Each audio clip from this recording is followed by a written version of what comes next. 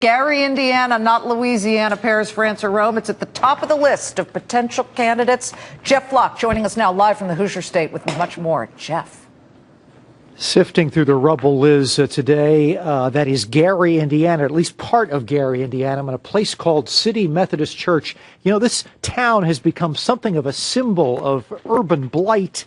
This church, City Methodist, has sort of become, if you look on the internet and search it out, it's sort of a site for ruin porn, they almost call it, because of the decay and blight here. But I tell you, there is a new spirit in Gary, Indiana. We talked earlier today to the mayor about this bid for the Boeing plant. You know, Gary, despite all of this blight, has a lot going for it. And I asked Karen, the mayor of Gary, about what she sees. When she looks at this blight, what does she see?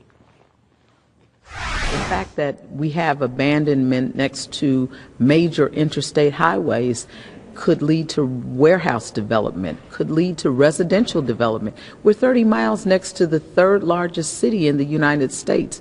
Wouldn't you want to live in Gary and commute to Chicago, pay cheaper taxes, and be just as proximate to all of the things that Chicago has to offer? That's our opportunity.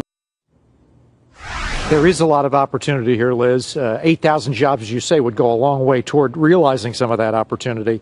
You know, this is a fascinating place. It's very close to Chicago. I've been here many times over the years. This church is just, it's like almost going to Rome, you know, and looking at some of the ruin there up close and personal.